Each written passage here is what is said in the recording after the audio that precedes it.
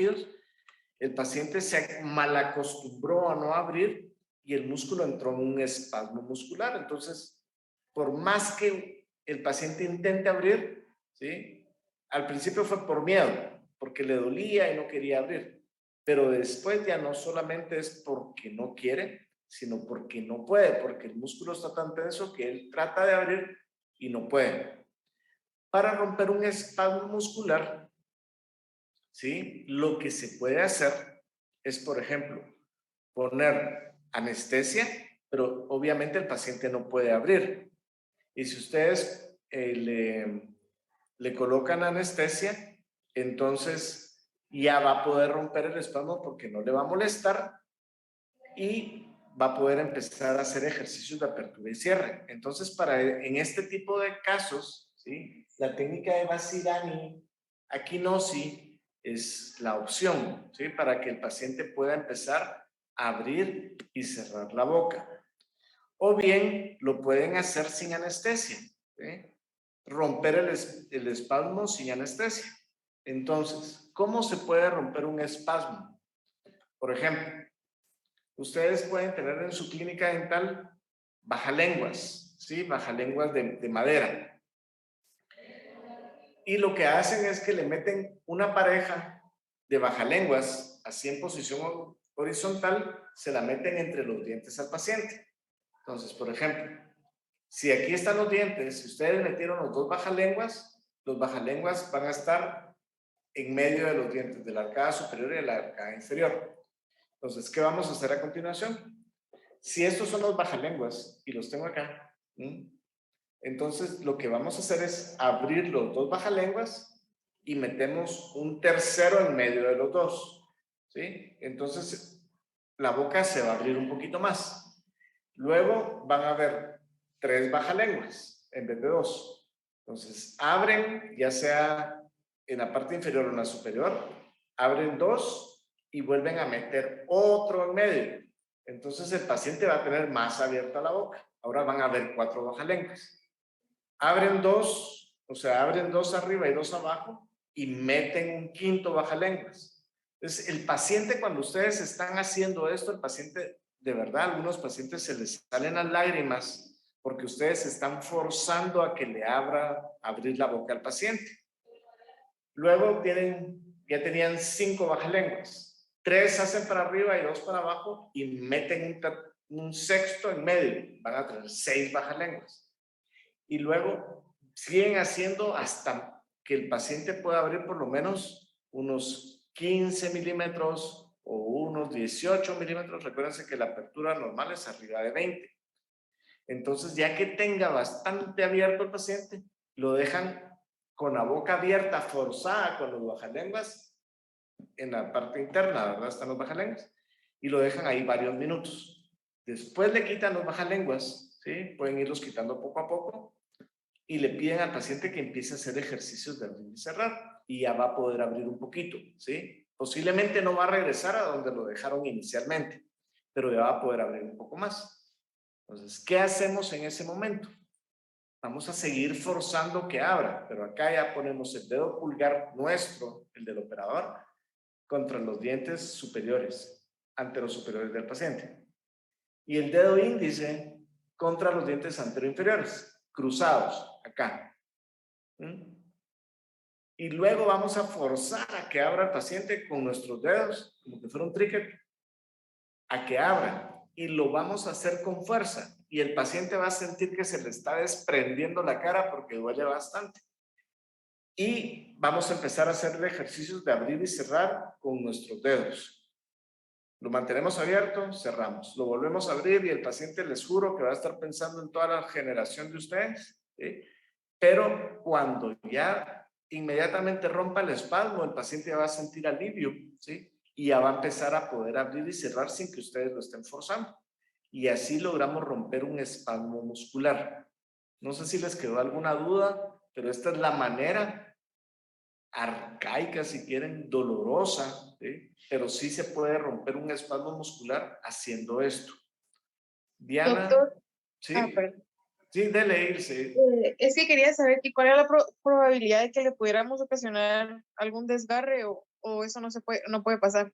No, no O sea, puede le va a pasar. doler, pero no le puedo. Le va a doler, pero a menos de que tenga usted unos dedotes y que tenga demasiado fuerza, pero, o sea, sí hay que ir haciendo fuerza, ¿sí? Pero tampoco es de que de la primera usted le va a abrir y que pueda, por ejemplo, en este caso, lastimar al paciente. Obvio, si es una persona muy menuda de tamaño, por ejemplo, una patoja, es decir, ya le hizo usted extracciones de terceras, tendrá sus 16, 17 años, pero que pese sus 70 libras, que mide 1,40 y pico, y usted es de carita finita y usted empieza con mucha fuerza, pues la va a lastimar. O sea, tenemos que ir como midiendo nuestras fuerzas, Ilse. O sea, en todo lo que nosotros hagamos, siempre tenemos que considerar a qué paciente se lo estamos haciendo. No va a ser lo mismo hacérselo a esta persona, a alguien que pese 180 libras, que inclusive ni con sus dedos va a poder usted movilizarlo porque tiene demasiada fuerza en el músculo de la masticación. ¿Sí? Gracias, doctor. Bueno. Diana, ¿quedó alguna duda respecto a cómo se hace esto para romper el espasmo muscular?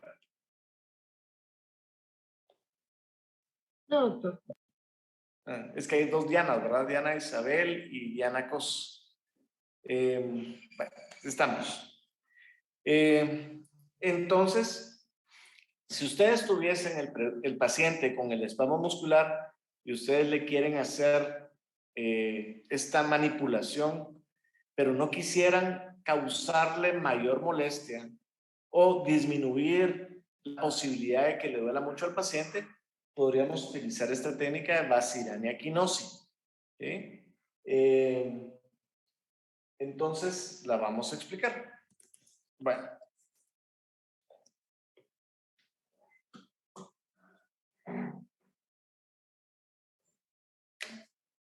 Aquí está, les voy a dibujar la mandíbula, el cóndilo, la escotadura, la coronoides. Aquí viene la tercera, la segunda, la primera premolar, segunda, primera premolar, canino y lateral.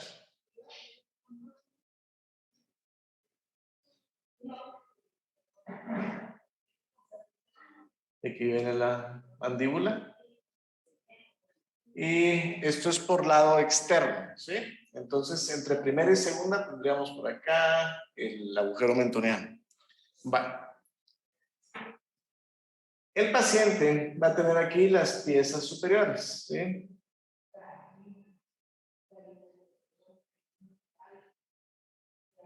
Hagamos de cuenta que el paciente está en máxima intercuspidización, o sea, está ocluyendo.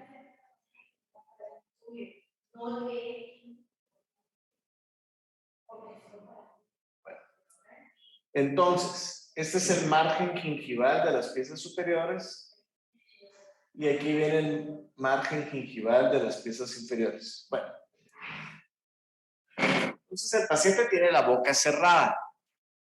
Si ustedes cierran la boca, ¿sí? Cierran la boca y meten su dedo en la parte externa, porque no la van a poder meter detrás de los dientes, sino que por el lado externo, van a sentir que en la parte más posterior está el borde anterior de la mandíbula. Este sí lo vamos a sentir. Aquí con la boca cerrada, ustedes meten su dedo y pueden tocar esta parte de acá, que es el borde anterior de la rama. Ahora, ¿por qué se puede tocar? Porque si se dan cuenta, los dientes vendrían acá, sobre el arco, pero la rama está ligeramente hacia bucal. Entonces, a pesar de que estuvieran los dientes acá y dientes acá, siempre podemos tocar este borde anterior de la rama, aunque la boca esté cerrada. Si la rama estuviera hacia adentro, ¿sí? Y el paciente tiene cerrado, no podríamos pasar porque toparíamos el dedo contra los dientes nada más. Pero como esta parte de la rama están ligeramente hacia afuera, ¿sí? Y ustedes lo pueden ver acá, está hacia afuera. Aunque estuviese la boca cerrada, ustedes pueden meter su dedo y pueden ubicar el borde anterior de la rama. Entonces, ¿qué vamos a hacer? El paciente tiene la boca cerrada. Nosotros vamos a estar ubicados enfrente y a la derecha del paciente si le vamos a poner anestesia del lado derecho. Y si le vamos a poner anestesia del lado izquierdo, nos vamos a sentar atrás y ligeramente a la izquierda, a la derecha del paciente, para ponerle anestesia del lado izquierdo de él. Entonces, enfrente y a la derecha para el lado derecho y atrás y a la derecha para el lado izquierdo. Esto es para que siempre nosotros tengamos una visión directa y aunque estemos detrás del paciente, como el paciente va a estar en posición supina, ¿sí? Nosotros vamos a poder ver perfectamente la boca del paciente. Aquí están los dientes, entonces nosotros siempre vamos a tener visión directa si estamos ubicados donde les estoy diciendo. Ahora, ¿qué vamos a hacer? Bueno, el objetivo de esta técnica es depositar la anestesia. Ya vimos que el objetivo de la técnica de Go-Gates fue depositar el anestésico en el cuello del cóndilo. Aquí lo colocamos en la técnica de Go-Gates. ¿Sí? Esta fue Go-Gates. Ahora, la técnica Basirana Equinosi va a ser depositar la anestesia en la parte interna de la rama a la altura de la espina de Spix. Entonces les voy a dibujar aquí la espina de Spix, pero lo vamos a hacer como punteado porque, o sea, esta espina de Spix estaría en la cara interna. Si esta es la cara externa, lo que les voy a dibujar ahorita viene en la cara interna. El hueso mandibular, ¿sí? Viene descendiendo acá y se va a meter en la espina de Spix. Se mete. Entonces, el objetivo de la técnica de Basirana Equinosi es depositar la anestesia a nivel de la espina de Spix, ¿sí? Antes de que se meta el nervio dentro del hueso, porque una vez adentro, pues ya no lo podemos pescar porque ya va metido dentro del hueso. Entonces, el objetivo es depositar la anestesia a la altura de la espina de Spix. Entonces, tenemos dos técnicas diferentes. Go-Gates, alta, ¿sí? Donde todavía vienen todas las ramas y por eso es de que cuando colocamos la técnica de Go-Gates, vamos a anestesiar dentario, lingual, miloioideo, bucal largo, posiblemente el aurículo temporal, o sea, todos porque todavía a la altura del cuello del cóndilo todavía viene el paquete junto. Pero a nivel de la espina de Spix, ¿sí? Solo vamos a anestesiar el dentario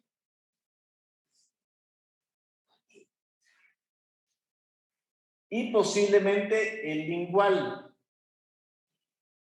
Posiblemente. Porque recuérdense que el dentario y el lingual vienen descendiendo juntos, ¿sí? El dentario está más pegado a la rama, entonces se mete en la espina de Spix, pero el lingual venía ligeramente separado y se viene hasta lo que es el piso de la boca en esta región posterior. Venía, rodeaba la tercera molar para volverse a meter en el piso de la boca. Entonces, posiblemente, ¿sí?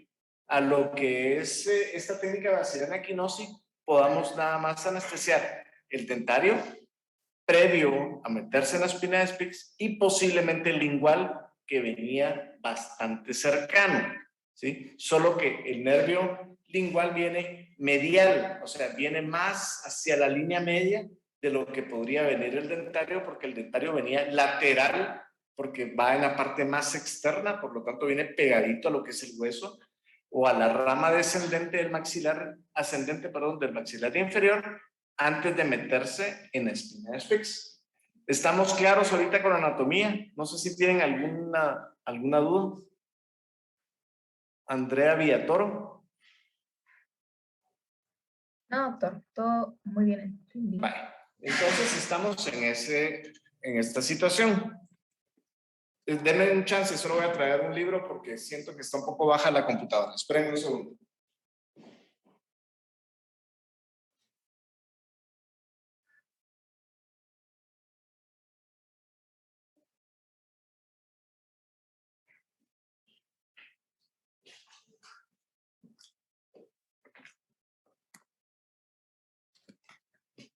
Bueno, entonces,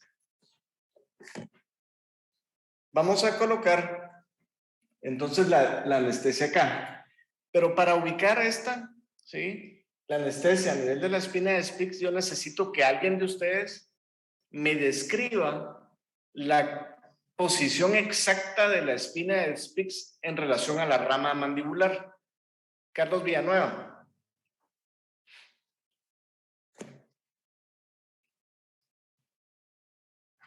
Carlos. ¿Me escucha, doctor? Sí. Sí, te escucho. Describime la posición en la cual está la espina de Spix en relación a la mandíbula.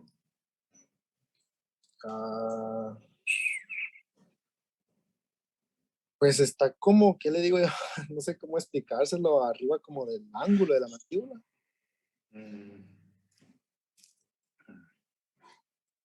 Ángulo de la mandíbula, estás hablando acá.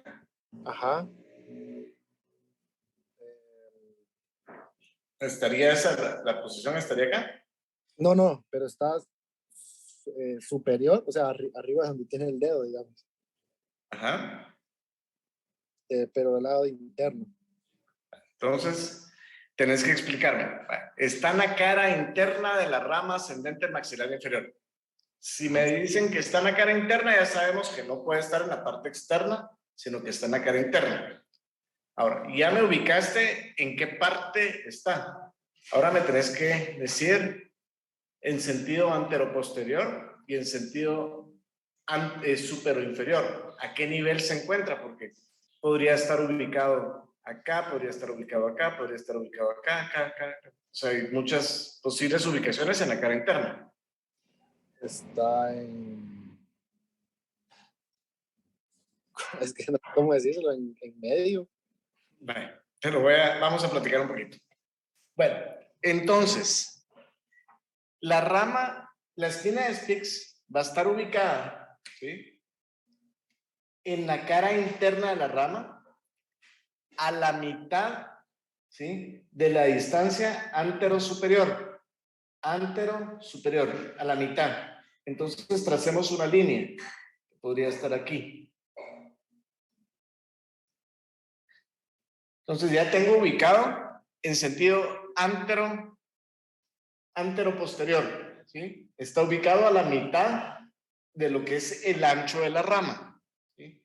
Ahora, sobre esta línea que ya tengo aquí ubicada, lo tengo que ubicar en altura, ¿sí? Entonces, si nosotros trazamos una línea imaginaria, ¿sí?, que pase a nivel del plano oclusal, nosotros venimos y trazamos una línea imaginaria que pase acá, a la altura del plano oclusal, nos queda por debajo. ¿Y cuánto debajo de la línea? Nos queda aproximadamente 1 centímetro debajo del plano oclusal. Entonces, si nosotros subimos en altura 1 centímetro, ¿sí?, la espina de Spix estaría a esta altura.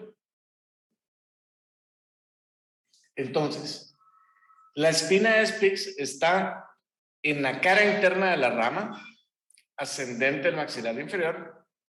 En sentido anteroposterior está a la mitad entre el borde anterior y borde posterior de la rama, ¿sí?, a la mitad. Y en altura está 1 centímetro por arriba del plano oclusal de las piezas. Ahora bien, para que se nos facilite ese centímetro, ¿sí?, sería la altura de las piezas en sentido gingivo-oclusal de las piezas superiores. ¿Cómo así? Miren, pues, Si nosotros trazamos una línea que pase del margen gingival del arco maxilar superior, esta línea la trazamos acá y la continuamos. Esta línea pasaría justamente donde está la espina de Spix. Ahora, ¿cómo lo podemos ubicar? Entonces, si el paciente está con la boca cerrada, nosotros metemos un espejo o un separador de tejidos, ¿sí? Separamos y podemos ingresar la jeringa a nivel del plano donde se encuentra la espina de Spix, o sea, siguiendo el margen gingival de las piezas superiores. Metemos las piezas. Ahora, hagan de cuenta que el paciente tiene retracción gingival, entonces igual las coronas tienen o sea, la corona clínica no ha cambiado de altura, ¿sí? Entonces seguiríamos el contorno del esmalte de las piezas del arco superior. Vamos a introducir la jeringa por lado externo, tocando el borde anterior de la rama, acá. Entonces mi aguja va a entrar entre mi dedo que tengo ubicado en la cara interna, perdón, en el borde anterior de la rama y pegadito a los dientes. Entonces la aguja se va a meter, ¿sí?, entre los tejidos, pero por eso tengo ubicado mi dedo en el borde anterior de la rama, para que no se me vaya la aguja, que no se me venga hacia afuera. O sea, mi aguja no tiene que venir en la parte externa, porque si los dejo en la parte externa, la espina de Spix está en la cara interna. Por eso es de que yo tengo la boca cerrada, pero tengo mi dedo ubicado en el borde anterior de la rama, para que la aguja cuando ingrese se vaya hacia adentro, ¿sí? Y como viene paralelo a los dientes, la aguja va a pasar pegada a la cara interna de la mandíbula, por lado interno, y ya tenemos ubicada la altura, que sería a nivel del margen gingival de las piezas superiores. ¿Cuánto vamos a meter la aguja? La aguja, por eso es que yo tengo ubicado mi dedo, ¿sí? Tengo ubicado mi dedo que va a ser la altura, pero la profundidad solamente vamos a meter la aguja a la mitad de la distancia del ancho de la rama.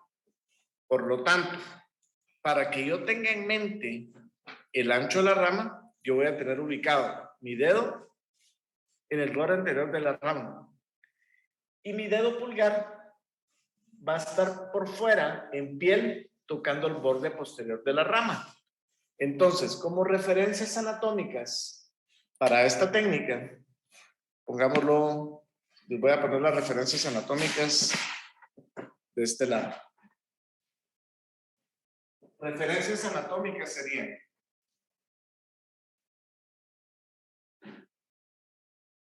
anatómicas. Entonces, tendría borde anterior de rama, que tengo mi dedo ubicado dentro de la rama. Entonces, borde anterior de rama. Borde posterior de rama.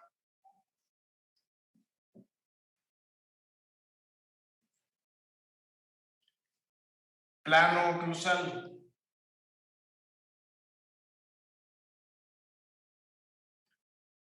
Margen gingival de piezas superiores. Voy a meter entonces mi jeringa con aguja larga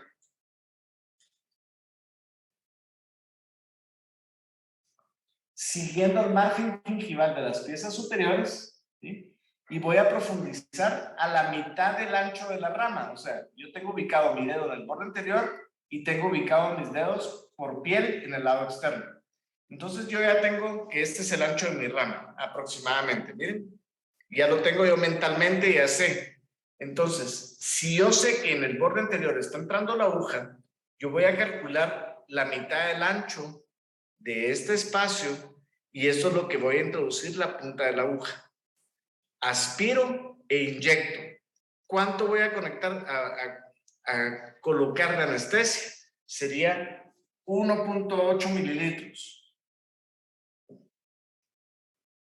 ¿Y qué esperaría yo que se le anestesiara al paciente? Si yo coloqué la anestesia en la cara interna de la rama, a la altura de la espina de Spix, Luis Ochaeta, ¿qué esperarías vos que se le anestesia al paciente? Doctor, ¿puede escucharme? ¿Ah? ¿Puede escucharme? Sí, sí. A la espina Spix esperaría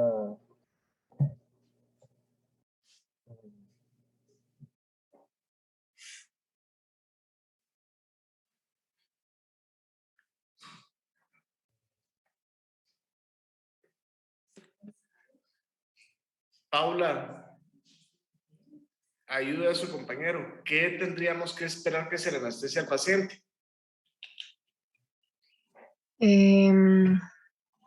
Tendrían que ser las piezas inferiores, Ujú. ajá, lo que son las molares, premolares y los anteriores. Ajá. Ujú. Y como agarra, tal vez agarre un poco de la lingual, dijo, ¿verdad? Ajá. Agarra un poco de la lengua, pero no sé qué parte de la lengua. ¿Qué parte de la lengua se le tendría que anestesiar? De eso no me recuerdo. No, pero por lo menos ya tiene una idea, ¿sí? Piezas dentarias. Ahora, los dientes nosotros no sabemos si están dormidos. O sea, se tuvieron que haber anestesiado, ¿sí? Pero ¿cómo sabríamos nosotros que las piezas dentarias están anestesiadas? Héctor González. Hola, doctor, buen día. Mi También asistente me está viendo que si se contestando. si se Decime. anestesió parte de la lengua y del labio. El labio. El labio es el indicativo de que los dientes están anestesiados, ¿sí? Si el paciente les dice, miren, yo tengo exactamente el labio exactamente igual que antes de que me pusieran anestesia, la técnica fallamos, ¿sí? No colocaron anestesia en el lugar que era. Posiblemente se vinieron por lado externo de la rama y colocaron anestesia a la mitad, a la altura y todo, pero por lado externo. Por eso es de que nosotros tendríamos que haber colocado nuestro dedo acá. Si por ejemplo, no sé si me logran ver ahí. Vamos a ver. Yo estoy acá, voy a estar atrás de mi paciente, ¿sí? A la derecha porque le voy a poner anestesia del lado izquierdo. Entonces yo voy a venir con mi jeringa, la voy a traer acá y yo tengo mi dedo en el borde anterior de la rama para no irme hacia afuera, sino que voy a esquivar mi dedo e irme en la cara interna, a la mitad de la altura, ¿sí? A la mitad entre el borde anterior y el borde posterior, pasando 1 centímetro arriba del plano oclusal inferior, o sea, a la altura del margen gingival, ¿sí? Entonces ahí sabríamos nosotros que colocamos la anestesia en el lugar donde debemos de colocarla. Por lo tanto, si el paciente nos dice que tiene anestesiados los labios o el labio, ¿sí? La mitad del labio y la mitad de la lengua, quiere decir que nuestro objetivo se cumplió. Tiene anestesiado la rama mandibular, ¿sí? O sea, el nervio dentario, el incisivo y el mentoniano.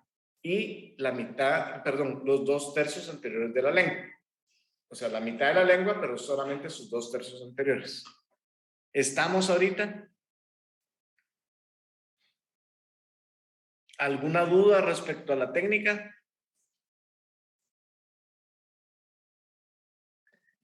Ordóñez. No, doctor, todo claro. Sí, bueno. Doctor, tengo una duda, perdón, creo que lo mencionó, pero no estoy muy segura. Ajá. ¿Se anestesian todos los dientes todos los dientes, tanto los posteriores como los anteriores de ese lado? ¿O los anteriores ya no? Bien. Ah, sí. De la Por la rama. iliaca. Recuérdese que si usted le puso al dentario, ¿cuáles van a ser las ramas del dentario? Incisivo y mentoniano. Entonces van a estar anestesiadas el labio, el nervio incisivo y todas las piezas, ¿sí? O sea, tercera, segunda, primera, premolares, canino, lateral, hasta el central. Posiblemente en el central no vamos, Dios Lucy, que te ven, no vamos a tener una buena anestesia porque recuérdense que a nivel de la línea media podríamos tener inervación cruzada del lado opuesto y que el nervio incisivo contralateral nos esté dando inervación del diente. ¿Sí? Gracias. Doctor, disculpe una pregunta. Decime. Al momento de ingresar la aguja, Ajá. nosotros deberíamos topar con la espina con la espina de Spix o no. No, porque vos venís y estás metiendo la aguja totalmente paralela a la rama. ¿Sí? Si entras paralelo a la rama, a menos de que tuviera una espinota de Spix totalmente separada y que la pudieras tocar, podrías dejarlo ahí. Pero normalmente vos vas a entrar lo más paralelo a la rama, entonces aquí no tenemos referencia ósea. Por eso es importante que ustedes tengan ubicados. Recuérdense que en el Go Gates era que ustedes tienen que tocar el cuello del cóndilo con la aguja, ¿sí? O sea, teníamos que tocar hueso. Si no tocan hueso con la Go Gates, andan perdidos. Pero en esta, que es la Bacillana equinosi, no tenemos referencia ósea porque no estamos tocando el hueso. Solamente tenemos la referencia ósea en su ancho anteroposterior. Espérenme un segundo ustedes. ¿Sí les? Ah, vale, está bueno. Ajá. Está bien, con cuidado, que siga mejor tu papá. Entonces, les estaba comentando que la única referencia ósea que tenemos es que estamos localizando el borde anterior y posterior de la rama. Uno intraoral y el otro posterior. Pero la aguja viene totalmente paralelo, ¿sí? Venís... Y nuestra referencia serían los dedos, colocarla al centro de los dedos. Colocarlo a la mitad de este ancho. Uno que está en el borde anterior y otro en el borde posterior. Por eso es de que esto, aunque vos no sepas y no tenés un ojo en la punta de la aguja, pero sí puedes calcular cuando esté a la mitad, ¿sí? Vos puedes agarrar acá y vas a traerlo a la mitad, ¿sí? Aunque no lo estuvieras viendo, ¿sí? Puedes calcular la mitad. Aunque no lo mires, puedes tener los ojos cerrados y vos sentís acá y calculas a la mitad. ¿Sí? Sí, doctor. Oh, claro, gracias. Ahora, el inconveniente, ¿sí? Es que nosotros nos pasemos que estamos tan perdidos que ni siquiera sabemos el ancho de esto, ¿sí? O sea, lo ubicaron, pero te perdiste y metiste la aguja.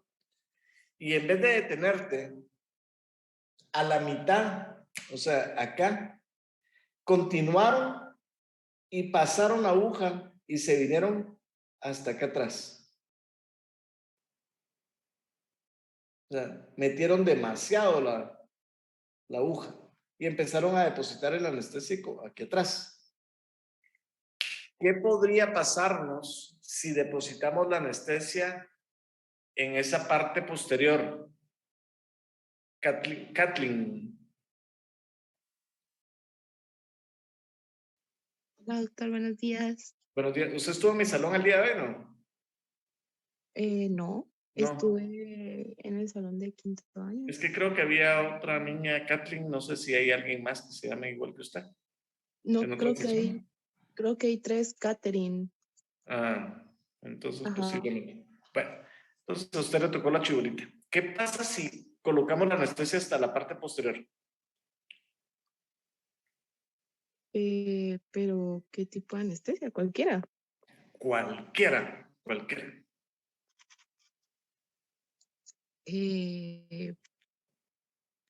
Lo más lógico.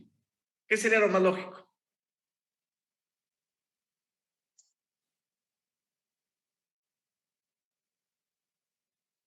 Gabriela Jaco, ayuda a su compañera. No sé. Ahí va a ver que es una... Que te puedas...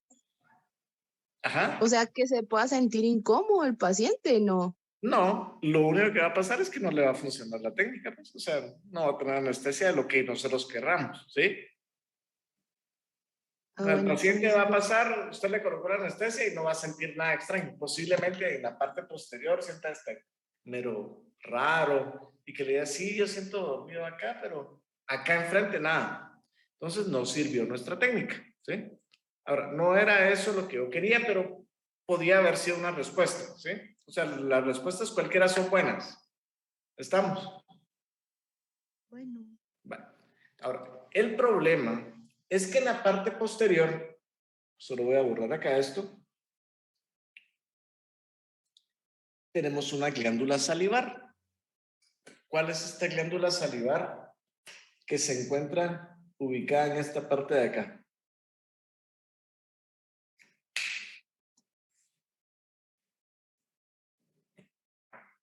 Vamos a ver, pues, Fernanda Álvarez.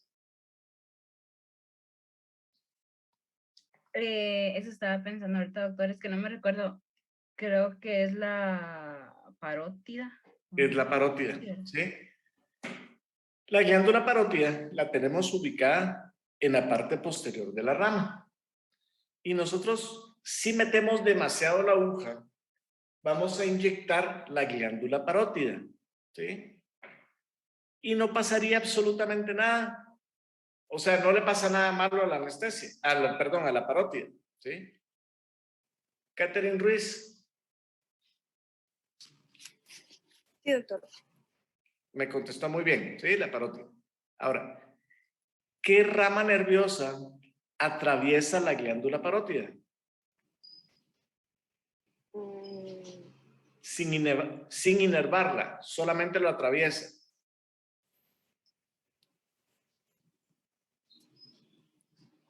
Es una rama nerviosa que no es sensitiva, sino que es... puchica, ¿se me fue el nombre de ustedes? Si no es sensitivo, ¿qué puede ser? ¿Motora? Motora, gracias. ¿Qué rama nerviosa motora atraviesa la glándula parótida? No sé, doctor. ¿Cuál es la rama nerviosa que le da inervación a la musculatura no masticatoria, sino que el resto de la musculatura facial, o sea, de la cara a los músculos? ¿La auriculotemporal? No, sí se lo dije. Músculos faciales o de la expresión facial están inervados por la rama o músculo facial, ¿sí? Entonces, nosotros tenemos que la glándula parótida en este punto, ¿sí? Está atravesado por el nervio facial, ¿sí? Que no inerva la glándula, sino que anatómicamente pasa a través de lo que es la parótida. Y si nosotros depositamos anestesia dentro de la parótida, el anestésico se va a quedar dentro de la glándula y va a afectar al nervio facial.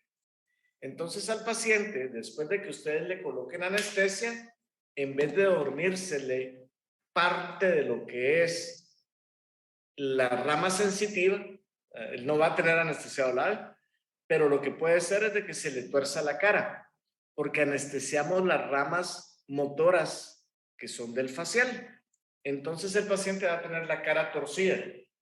Y otra cosa es que el paciente va a tener la imposibilidad de cerrar los párpados. Entonces ustedes le van a decir al paciente que cierre los párpados y se va a quedar con un párpado cerrado y el otro abierto, ¿sí? O sea, le colocaron anestesia acá y ustedes le piden al paciente que cierre los ojos y no va a poder cerrar, ¿sí? Se queda con el párpado o los ojos abiertos, el ojo abierto del lado que le pusieron anestesia. ¿Qué implicación tendríamos, Carlos? ¿Qué implicación tendría? Espérenme un segundo ustedes. ¿Aló? Bien, dando clase. Díganme.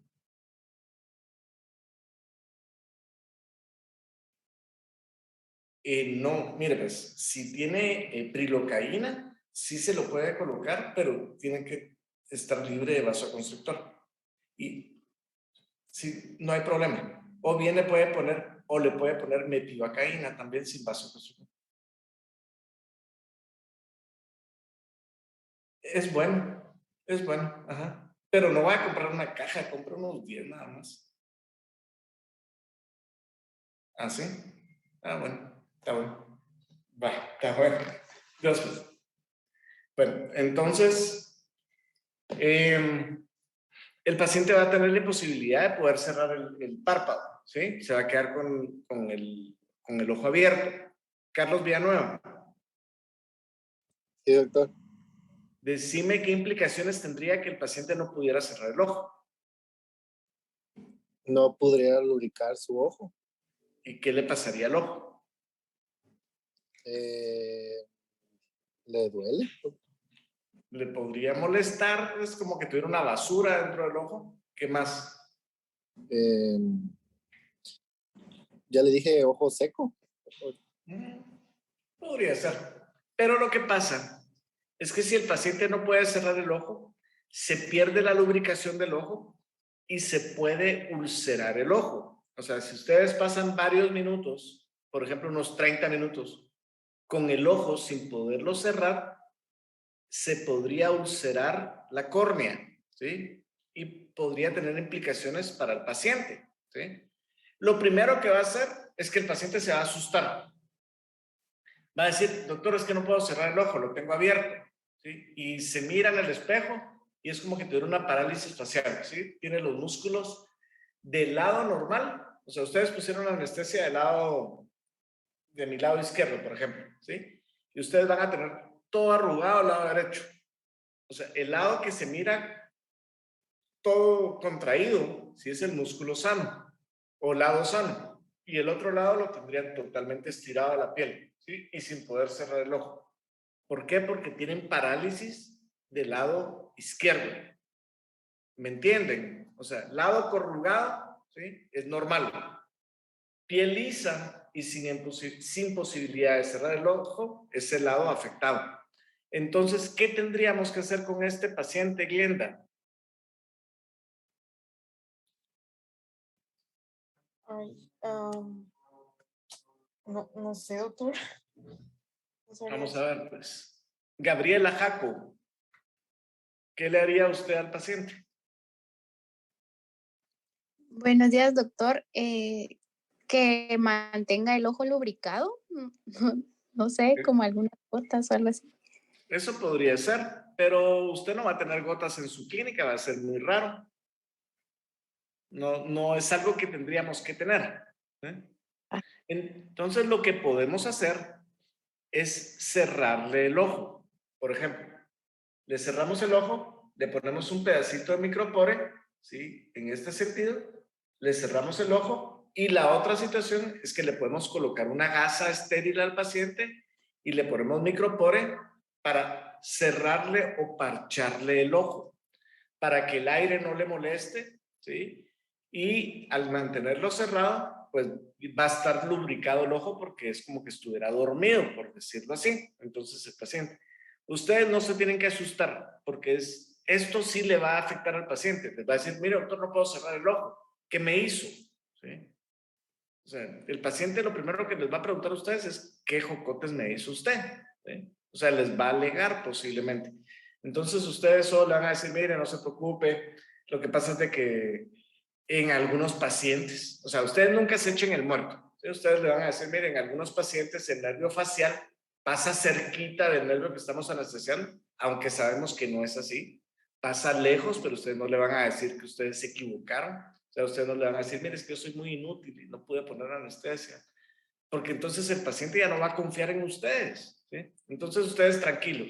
Le van a decir, mire, lo que pasa es de que el nervio que cierra el ojo pasa cercano y se anestesió y ahorita lo único que vamos a hacer es ponerle un parche y va a ver qué le pasa el efecto de la anestesia y usted va a poder volver a parpadear normalmente. Usted tranquilo, no se preocupe, le voy a poner otra vez anestesia y le ponen anestesia ya que le funciona al paciente y le pueden trabajar. O sea, no es algo en el cual ustedes tienen que despedir al paciente y que se vaya. ¿Sí? Le pueden seguir trabajando. Lo único, como les digo, es que sí tendríamos que parchar el ojo. Ustedes tienen que tener en su clínica micropore, ¿sí? Y este de 1/4 de pulgada funciona muy bien.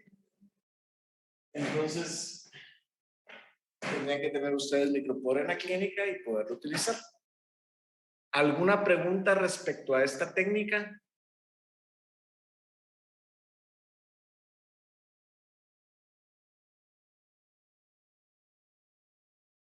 Todo bien, doctor. Aarón Velázquez. Buenos días, doctor. Quizá para qué procedimientos podemos emplearla, Eso sería una duda. precisamente te iba a preguntar. ¿Para qué la podrías utilizar? Contestame.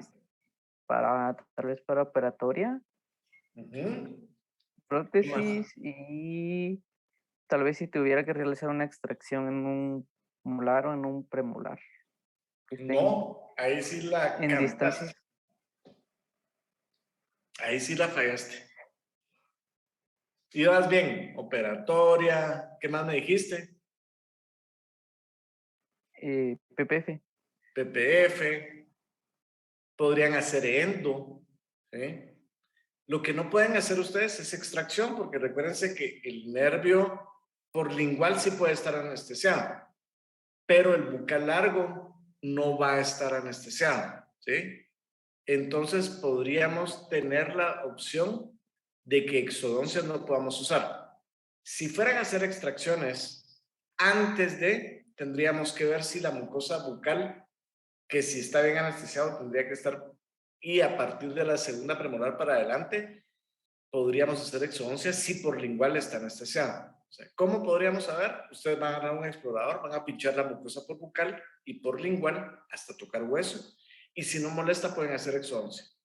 A nivel de molares, no, porque a nivel de molares va a ser el nervio bucal largo. Y recuérdense que con la técnica Basiliana equinosis, lo más seguro es que el dentario sí va a estar anestesiado, el lingual puede ser que esté anestesiado. ¿Sí? O sea, si fueran a hacer exodoncia y tiene malestar todavía al pinchar, entonces le tendrían que reforzar por bucal y por lingual. ¿Estamos?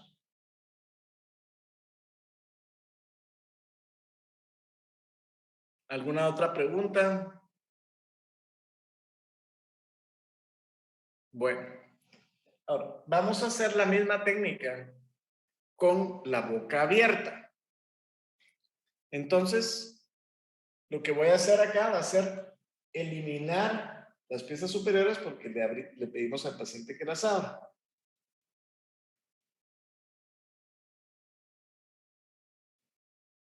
La técnica va a ser exactamente la misma, solo que se nos va a facilitar más el poder ver. ¿Qué vamos a hacer? Le vamos a decir al paciente que abra la boca. Que abra.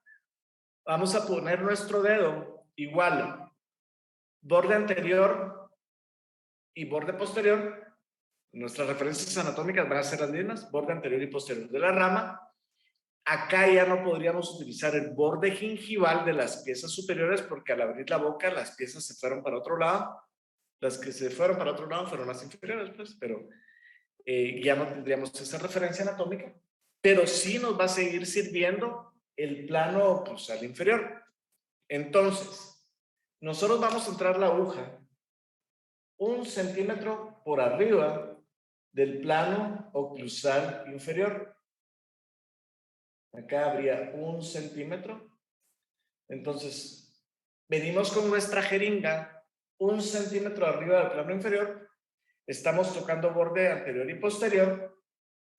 Y ahora se nos facilita aún más el visualizar y que nuestra aguja se venga por lado interno de la rama. O sea, tengo aquí ubicado mi borde anterior y posterior y voy a entrar mi aguja en la parte interna. Aquí hay menos posibilidades de que falle que me venga por lado externo. Pues me vengo por lado interno, 1 centímetro arriba del plano oclusal inferior, aspiro e inyecto. Ahora, ¿en qué pacientes? O sea, sí es exactamente igual, solo que ustedes se tendrían que imaginar nada más el plano oclusal. No, el plano oclusal está. Lo que tienen que hacer es 1 centímetro arriba del plano oclusal y van a entrar la aguja. ¿En qué pacientes se nos podría dificultar esta técnica? Yarelin Marroquín. Hola, doctor. Buen día. ¿En quiénes se nos podría complicar esta técnica?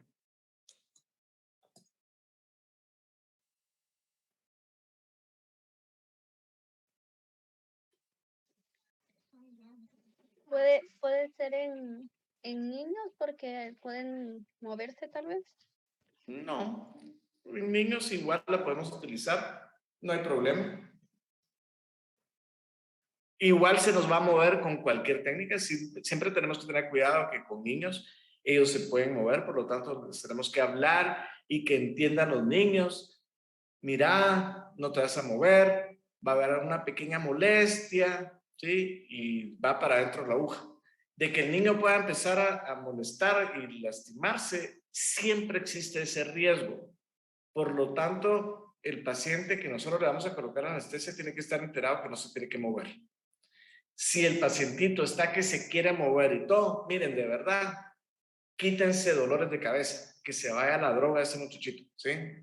¿Para qué van a estar viendo niños complicados? Atiendan niños que sean un poquito racionales, pues, pero hay niños que realmente no entienden. Yo en mi clínica, yo no miro niños, ¿sí? Y yo no miro, para eso hay una doctora que mira niños, y si no, pues se refieren, pues, o sea, alguien que tenga experiencia en trabajar. Héctor me contestó. Héctor, decime, hablarle a todos. Tal vez porque, bueno, edéntulos porque ya no miraríamos el centímetro. Exacto. En pacientes edéntulos es en los pacientes en que podemos tener problemas, ¿sí? Y entonces, ¿para qué vamos a poner paciente en edéntulos una técnica si ya no hay piezas? ¿Sí? Pero puede ser que sean edéntulos parciales y que solo tengan una pieza y que esa sea la que hay que extraer. Entonces, esta técnica posiblemente no sería la más apropiada porque no tenemos referencias anatómicas que nos pueda servir. ¿Qué harías con un paciente parcialmente edéntulo, Héctor, y que no puedas colocar esta técnica?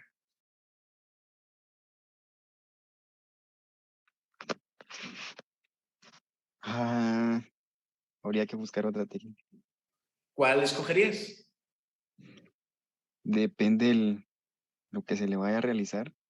Ponete que sea una extracción del segundo premolar inferior. Quizá la infiltrativa.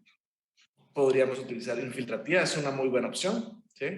Y vamos a ver más adelante otras técnicas que podemos utilizar en maxilar inferior, que no sea infiltrativa o mentoniana o Go Gates, porque si es parcialmente edéntulo, también no tendríamos referencias para colocar el Go Gates, porque recuérdense que el Go Gates tendría que estar, por ejemplo, los caras oclusales de las molares superiores. Entonces, ahí vamos a ir buscando qué opciones tenemos. Por eso es de que miramos muchas técnicas y nosotros lo que tenemos que ir haciendo es seleccionando cuáles van a ser las que vamos a utilizar. ¿Estamos? No sé si me entendieron esta técnica con la boca abierta, Ana Luisa. Sí, doctor. ¿Sí? ¿Segura? Sí, segura. ¿Me la puede describir totalmente? Sí. Eso. Vale, gracias, Ana Luisa. Bueno, entonces ya tenemos esta técnica. Ya vimos Go Gates, mentoniana, infiltrativa por bucal, infiltrativa por lingual, Basirania equinosi con boca abierta, Basirania equinosi con boca cerrada, ¿sí? Ahora, si quisiéramos el bloqueo de las ramas, ¿sí? Individualmente, porque hay una técnica que se llama técnica. Miren, ¿a qué horas terminamos la clase, jóvenes? Más o menos en 25 minutos, doctor. Bueno, háblame en unos 15 minutos, así terminan antes y descansan, porque yo sé que es cansado estar escuchándome. Tipo 12 y 20 me decís, así tienen un lapso de tiempo. Entonces, tendríamos, ¿qué les iba a decir a ustedes? Ya se me están olvidando las ideas. Varias opciones y por eso es de que yo les voy a enseñar varias técnicas y no solo una, porque si fallan en una podrían utilizar, bueno, esta también me puede servir y podríamos ir buscando cuáles son las técnicas más apropiadas para que ustedes puedan colocar las técnicas de anestesia. Al final, ustedes se van a parar casando con, por ejemplo, en maxilar inferior con 1 o 2 técnicas más o menos. Y casando me refiero que va a ser la que más van a utilizar, va a ser su caballito de batalla. Por lo tanto, no me importa que se sepan todas al final. Para el examen sí les va a importar a ustedes, por su nota, ¿sí? Pero con que después se queden con una, pero que realmente les funcione, que ustedes se sientan cómodos, que sus pacientes ustedes tengan una posibilidad de éxito elevada con este tipo de técnicas, va a ser ideal. Entonces, en la facultad hemos visto una técnica que se llama la técnica de los 3 pasos, pero yo ya la quiero quitar, ¿sí? No quitarla del pensum porque la técnica de los 3 pasos es una sola función y vamos a hacer varios movimientos adentro para poder llegar a los nervios. Lo que voy a enseñarles es esta técnica de los 3 pasos, pero pasos individuales, o sea, hacer 3 funciones y no una con varios movimientos adentro, sino que 1, 2, 3 para pegarle a 3 ramas diferentes. Entonces, la Basirania equinosi la vamos a utilizar para el dentario y les va a funcionar muy bien, ¿sí? Ahora, esta, ¿sí? Si quisiéramos anestesiar el bucal largo, ¿en dónde tendríamos que poner la anestesia? Y vamos a preguntarle a alguien acá. Marco Pinello. ¿Sabes, doctor? Yo creo que nunca te había preguntado, ¿verdad, Marco? Sí, ya. ¿Así? Sí. Bueno, te toca otra vez. ¿En dónde tendríamos que poner la anestesia para anestesiar el nervio bucal largo? Si se recuerdan anatomía, yo les dije por dónde pasaba. Se debe poner en la parte superior al cóndilo. No, porque si lo pones en la parte superior, mira, pues aquí está el cóndilo y lo estás poniendo en la parte superior del cóndilo, estás poniéndolo en la base de cráneo. O sea que estaríamos hablando de que esta técnica todavía mucho más alta que cualquier otra. Así que ahí sí fallaste, Marco. Jennifer Ordóñez.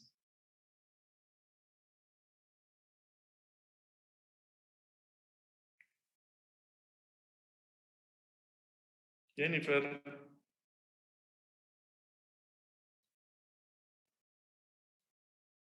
Jennifer no está. Bueno. Laura Calderón.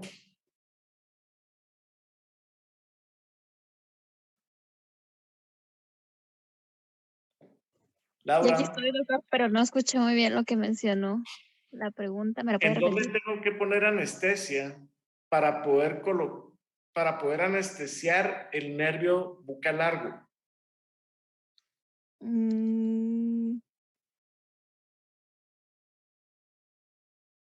En el borde anterior de la mandíbula, ¿no?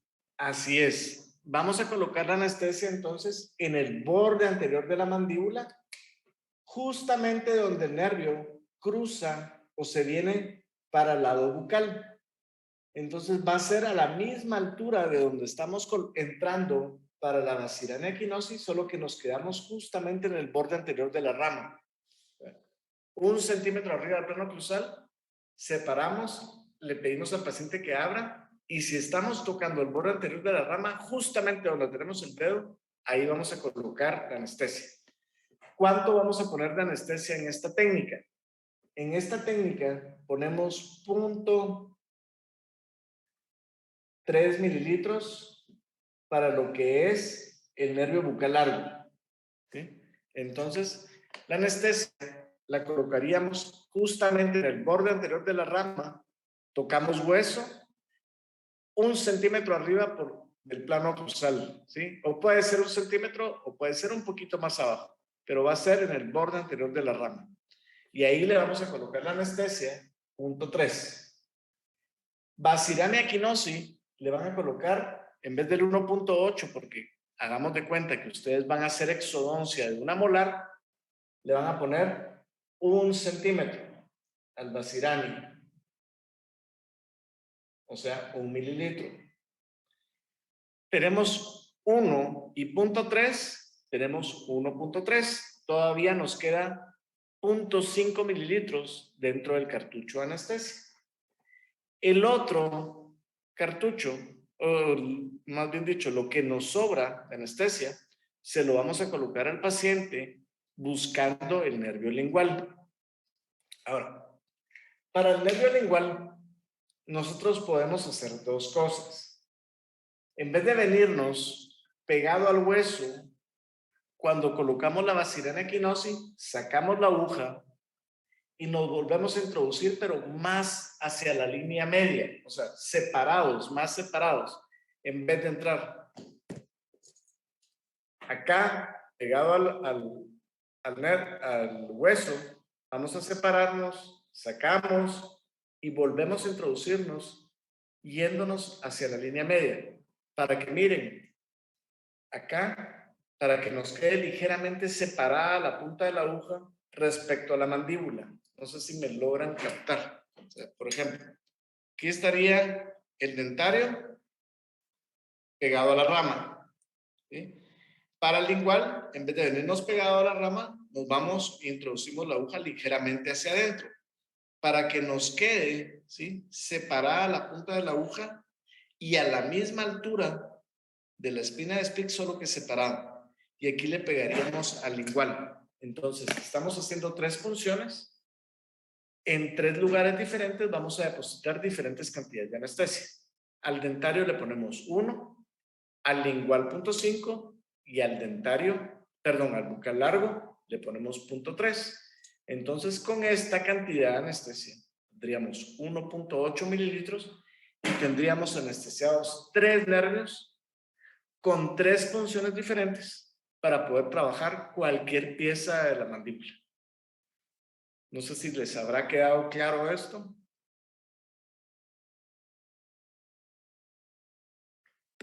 Doctor, ¿sí? Doctor, dijo 1 mililitro para el nervio dentario, ¿verdad? Sí. 0.5 para lingual. Ajá. Y 0.3 para bucal largo. Así es. Uh-huh. Y Gracias. con estas 3, si sumar los 3, nos va a dar 1.8, que es el lo que 1.8 del cartucho. Y con eso ya se podría trabajar cualquier pieza. Sí. Incluyendo Ahora, exodoncias. incluyendo exodoncias. ¿Sí? ¿Y qué tendría que decirnos el paciente que tiene anestesiado?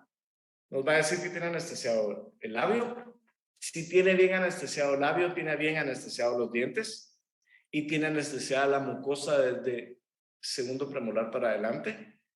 Si tiene anestesiado los 2 tercios anteriores de la lengua, tiene anestesiado el lingual, por lo tanto podríamos trabajar sin pena los tejidos por lado lingual. Si le molestara, quiere decir que posiblemente no fallamos en el lingual, sino que el miloideo pudiera no estar anestesiado, ¿sí? Y le tendríamos que poner anestesia infiltrativa en piso de boca. Pero podríamos hacer cualquier procedimiento dentario. Ahora, tiempo de inicio de acción. Con Basirana equinosis son aproximadamente entre 7 y 10 minutos para trabajar. Recuérdense que con Go Gates era de 15 hasta 20 minutos en algunos pacientes para poder trabajar la técnica de Go Gates.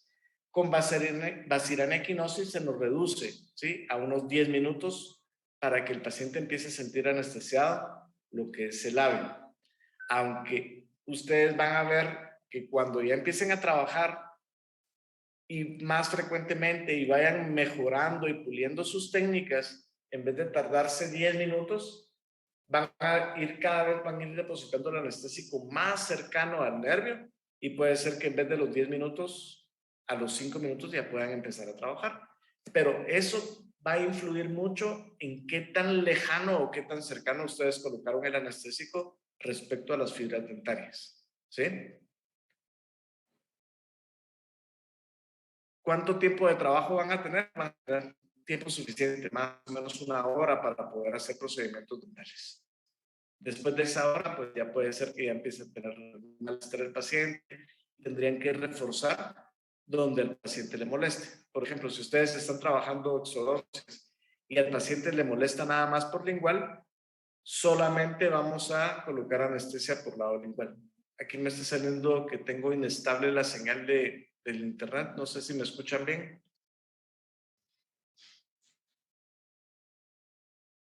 Sí se escucha, doctor. Se escucha, doctor. Ah, bueno. Entonces, eso sería, espérenme que están tocando la puerta de la clínica, ya se fueron las asistentes. Espérenme un segundo.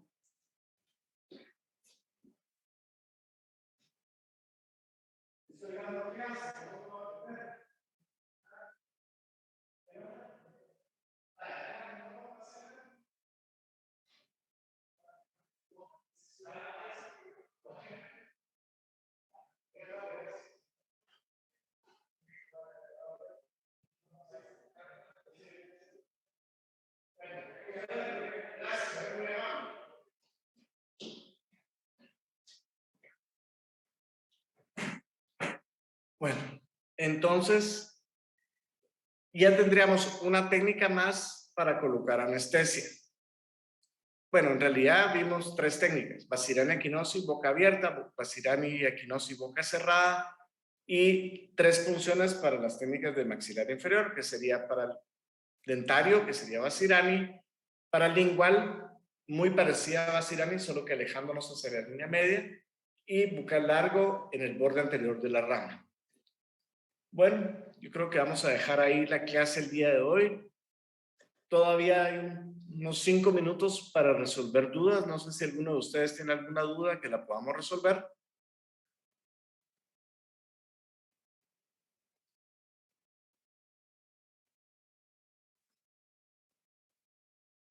Bueno, de no ser así, el día de mañana vamos a platicar con va a darles clase el doctor Mendoza, y él les va a explicar una técnica de anestesia que el objetivo va a ser depositar el anestésico a medio camino, o sea, acá. O sea, no sería tan alta como Bo Gates, no es tan baja como Basirani equinosis, sino que es intermedia, que es depositar la anestesia en esta región de acá. Por lo tanto, van a tener también varias fibras nerviosas anestesiadas que él mañana les va a platicar. Entonces, lo dejamos ahí, jóvenes, y mañana, o sea, aparte del doctor Mendoza, él les va a dar esa clase y ya me voy a quedar yo enseñándoles técnica intraligamentaria, y posiblemente vamos a platicar un poquito de técnica intraósea. Bueno, que tengan un buen día, jóvenes, cuídense, que estén bien. Feliz